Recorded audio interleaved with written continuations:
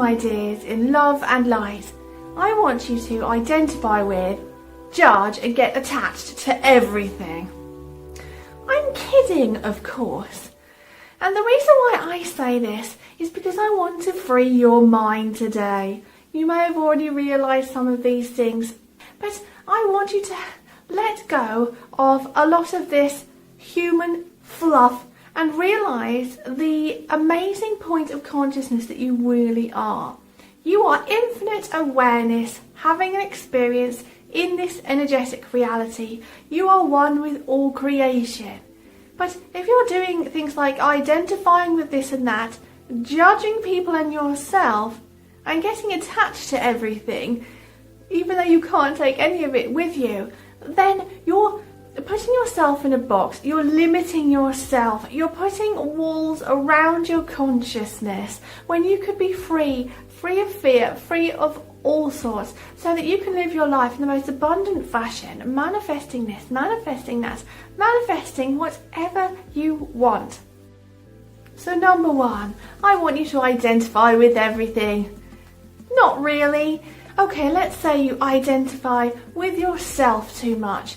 You're probably putting a lot of pressure on yourself. You have an idea of what you should be, who you should be, and those ideas are probably given to you, and now you're trying to live up to them. How about you give yourself a break?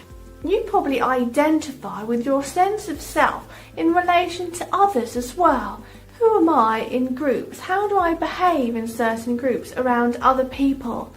What is my level of self-esteem or confidence around other people? What is my role? What's my job? What's my profession? Now, you're identifying with all of this. You're putting on a mask.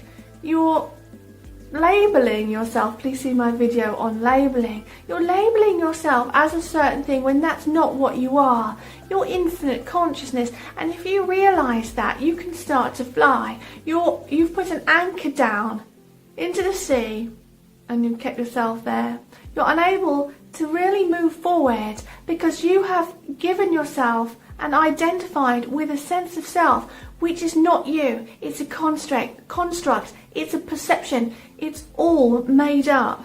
You may identify with what you have. You may place great importance on that. I have a certain sized house. I have a certain value of car. I have a certain clothing that I wear to make me look a certain way. So it's all about self-image and making yourself look a certain way in order to present to others.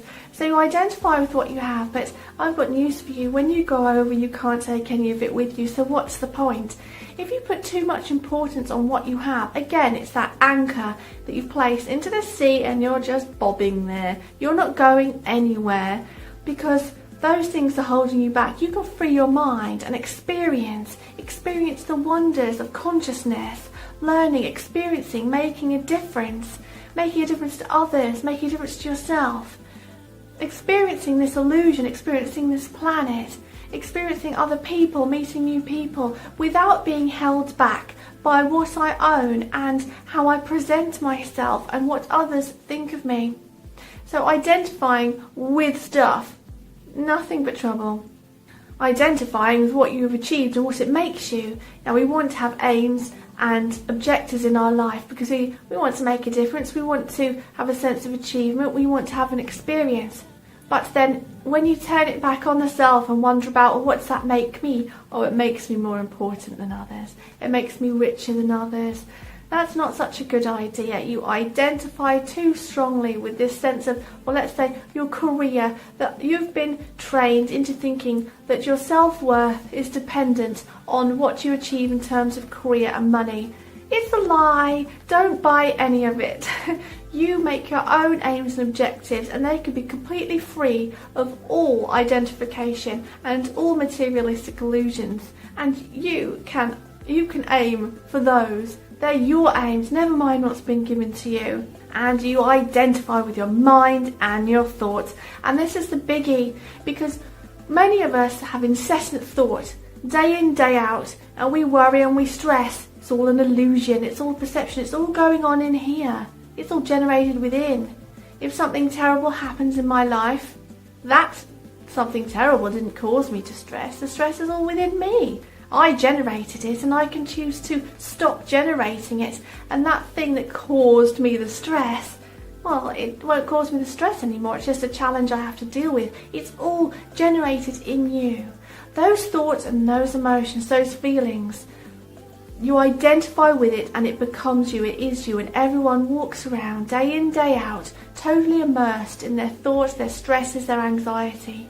But you can become a point of awareness and see that for what it is separate to you. There's someone who's watching, and then there's all these thoughts and emotions. They're not you. Step back, look at them, separate to you. Oh yeah, there's one, there's a thought, there's a stressor, there's something that's bugging me, I'm over here, I'm free from that. And then you can objectively deal with these things one by one without them influencing you so much. So you identify with your mind so strongly and the thoughts and emotions that pop up from an unhealed subconscious mind, and you walk around feeling like crap all the time. No more identifying with that mind. That's not you. You're the infinite consciousness that's here.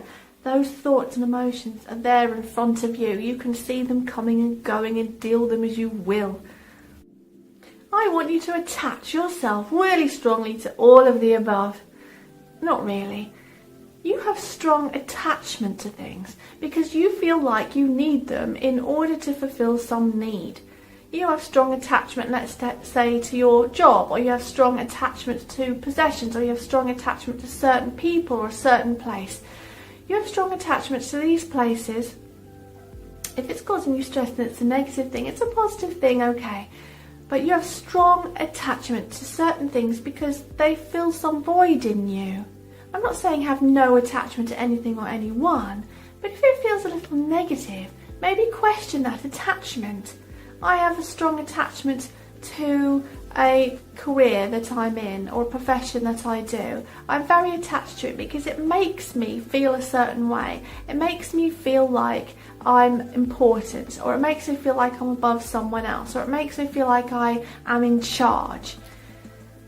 Really though, it's filling some void in you that needs healing. So we get attached to things because we identify with them, as within the first point, but also because they're filling some need which really needs healing instead.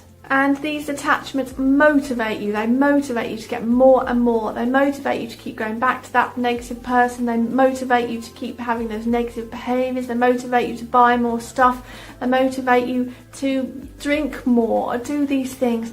Being attached to something which feels slightly negative motivates you to do more of the same because it's filling that void, and it's always a lack within that needs filling. So think about letting go of some of those attachments that just don't feel productive anymore.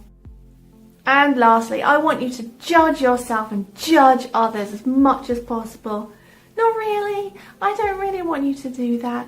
Now, why do we even do that? We do it all the time, and this is another big pitfall of the ego. It's again a lack within of needing love and support, which maybe we can't fulfill for ourselves, not feeling whole and complete. So we judge others in relation to the self in order to elevate the self and one's self-esteem. We judge others and the way they are, even if they're in a negative place, in relation to, well, I wouldn't have done that. But that's a lack of understanding. Therefore, we need understanding for others, not judging. And therefore, we're not going down that path of love and oneness. We need to have understanding for all and understanding for the self. We're replacing judgmental thoughts with understanding, because judging is creating negative energy within you, and it's going against what creation is made of, which is love, light, energy. Understanding moves towards love and towards forgiveness, which is the great healer. Forgiveness is the great healer, and understanding leads to forgiveness.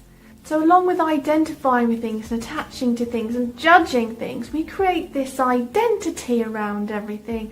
And here we are with a big, fat, juicy ego, which we're here to try and dissolve a little bit in this lifetime. And that's a great challenge because there's so much distraction. And this human vehicle and this mind, as it's programmed in this illusion, it's geared to give us a big, fat, juicy ego. But the moment you start seeing through that, you can start working it, and bam, your ascension starts to fly. And you're heading towards the next stage of existence so fast because you've got a massive leg up. You've had key realization. Give yourself a pat on the back, and now you can work on that. So you measure your self-worth by judging others. You should have a whole and complete sense of self-worth.